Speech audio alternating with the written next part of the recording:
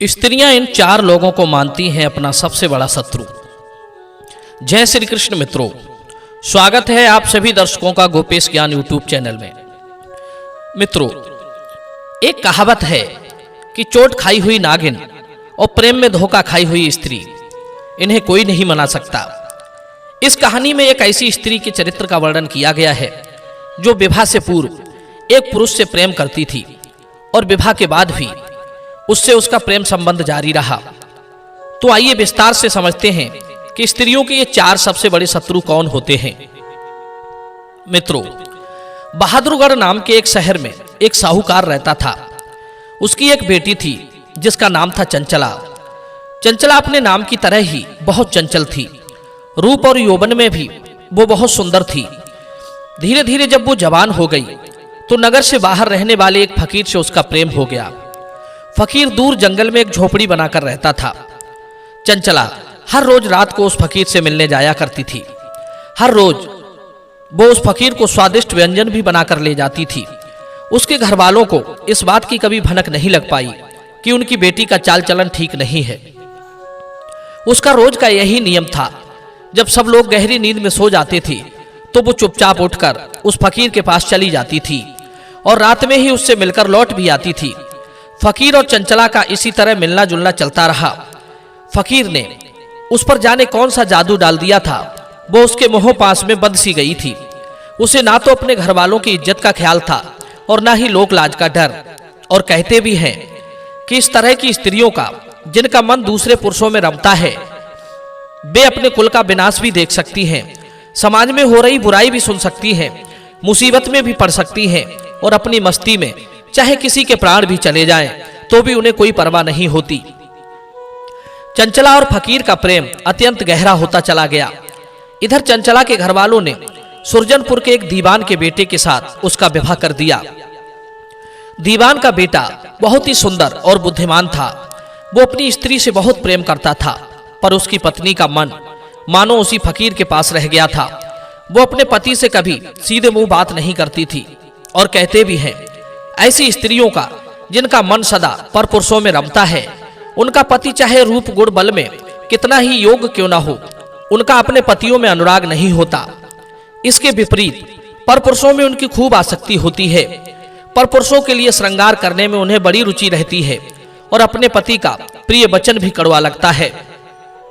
कुछ दिन ससुराल में रहने के बाद चंचला अपने मायके चली आई और पहले की भांति उसी फकीर के पास आने जाने लगी। फकीर ने उसके जाने के बाद कैसे दिन गुजारे थे वो सारी बातें उसे बयान की। चंचला ने उसे समझा दिया कि वो अब दुखी ना हो।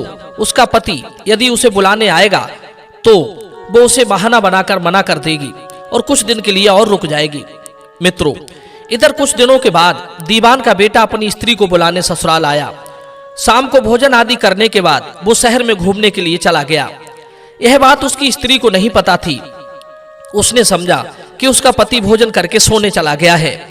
आधी रात के समय चंचला ने अपना कार्य समाप्त किया और सज धज कर स्वादिष्ट भोजन का थाल सजाकर फकीर से मिलने के लिए चल दी। मित्रों, इधर दीवान का बेटा शहर में टहलकर जब लौट रहा था तो उसने देखा कि उसकी स्त्री आधी रात के समय हाथ में भोजन का थाल सजाकर सजी धजी जंगल की ओर चली जा रही है। उसे कुछ संदेह हुआ। वो चुपचाप उसके पीछे पीछे चल दिया। चंचला तीव्र गति से सुनसान जंगल की ओर बढ़ती चली जा रही थी। कुछ ही देर के बाद वो उस फकीर की झोपड़ी पर पहुंच गई। भोजन का थाल फकीर के आगे रख दिया। फकीर ने चंचला को देरी से आया देख उस पर क्रोध में बरसने लगा। कहने लगा, अरे दुष्टा, तेरी राह ताकते ताकते मेरी आंखें पथरा गईं। इतनी देरी से आने का कारण क्या है? क्या तुझे पता नहीं था कि मैं भूखा हूं?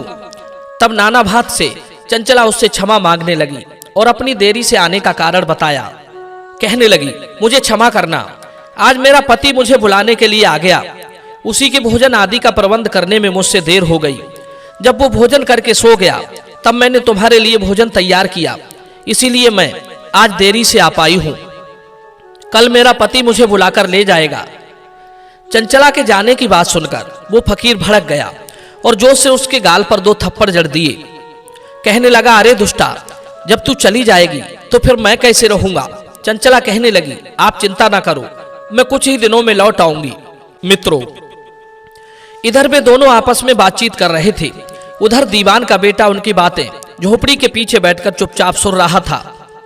उसे क्रोध तो बहुत आ रहा था। मन में सोच रहा था कि दोनों का सर कलम कर दूं, पर वो अपने क्रोध को दबा गया और उन दोनों की गुफ्तगू सुनता रहा। चंचला फकीर के पास कुछ समय बिताकर और उसे दिलासा देकर लौट आई। दीवान का बेटा भी लौटकर वापस आ गया। दूसरा दिन हुआ तो दीवान के बेटे ने उस दिन अपने घर जाने का विचार बदल दिया और 2 दिन ससुराल में ही ठहरने की बात कही। ये सुनकर चंचला बहुत प्रसन्न हो उठी। सोचने लगी, अब तो मुझे 2 दिन और फकीर से मिलने का समय मिल गया है। और ये बात सच है मित्रों, जिस दिन आसमान बरसाऊ बादलों से घिरा हो, गहरा अंधेरा छाया हो, अंधेरे के कारण गली में आवागमन ना होता हो, पति परदेश जा रहा हो या चला गया हो, तो व्यभिचारिणी स्त्रियां बहुत खुशी मनाती हैं। अगले दिन फकीर जब नगर में टहलने आया तो चंचला ने उसे सारी बात बता दी कि वो अब 2 दिन और अपनी ससुराल नहीं जाएगी। यह सुनकर फकीर भी बड़ा प्रसन्न होता हुआ अपनी झोपड़ी पर लौट गया और रात होने का इंतजार करने लगा। इधर जब शाम हो गई तो दीवान का बेटा फकीर की झोपड़ी पर गया और अपनी तलवार से उसका सर काटकर एक पेड़ पर चढ़कर बैठ गया।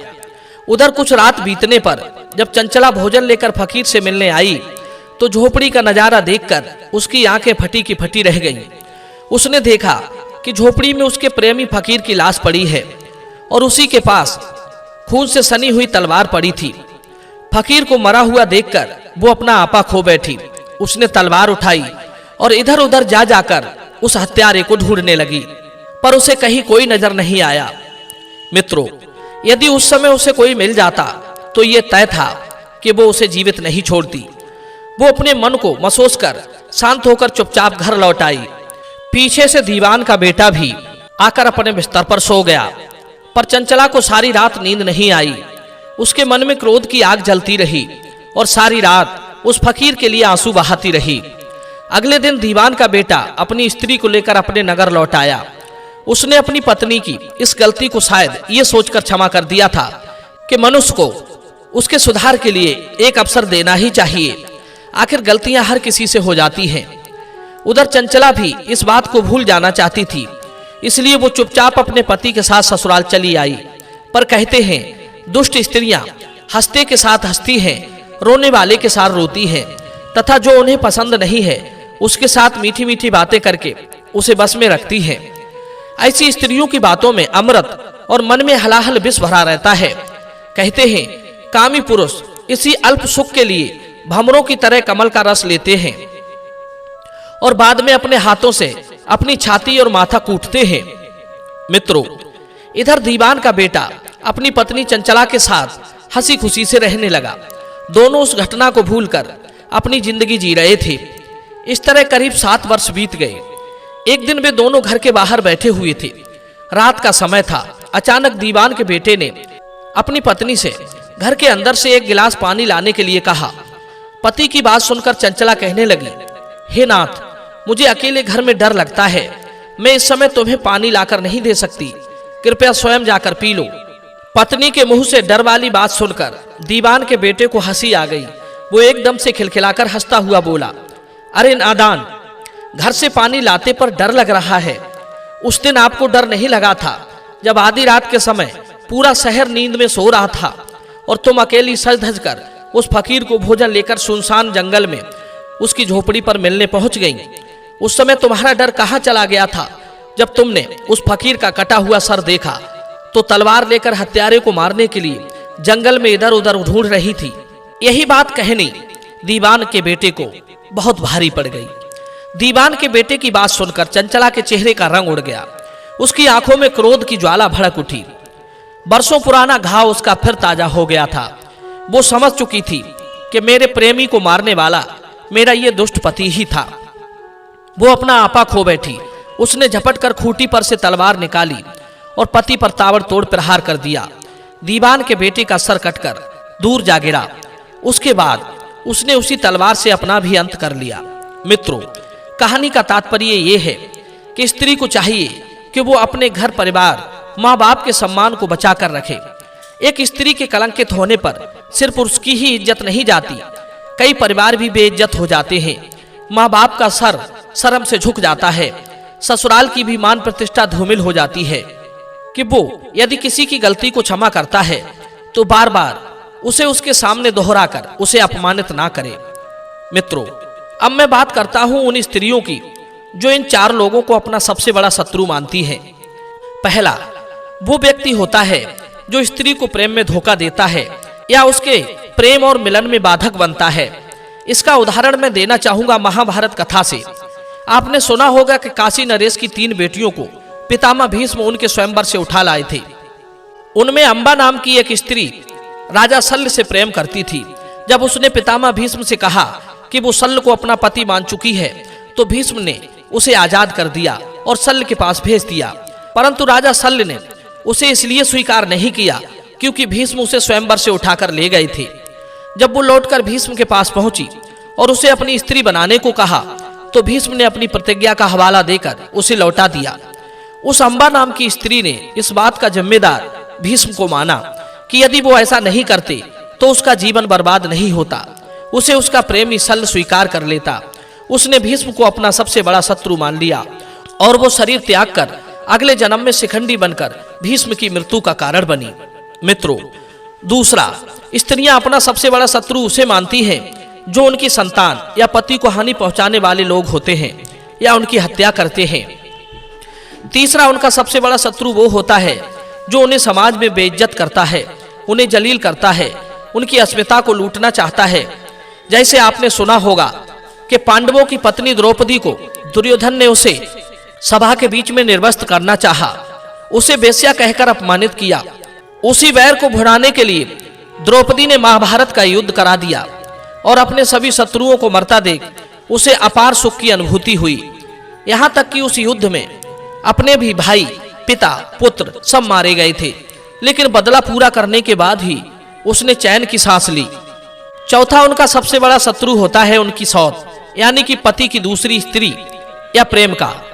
कुछ कुछ महिलाओं में ये आदत नहीं होती, लेकिन ज्यादातर सभी में होती है। ये 4 लोग होते हैं उनके सबसे बड़े शत्रु। मित्रों, यदि ये कहानी आपको पसंद आई हो तो वीडियो को लाइक करना, शेयर करना और चैनल को सब्सक्राइब करना। मिलते हैं अगली वीडियो में, अगली कहानी में। आप सभी का बहुत बहुत धन्यवाद।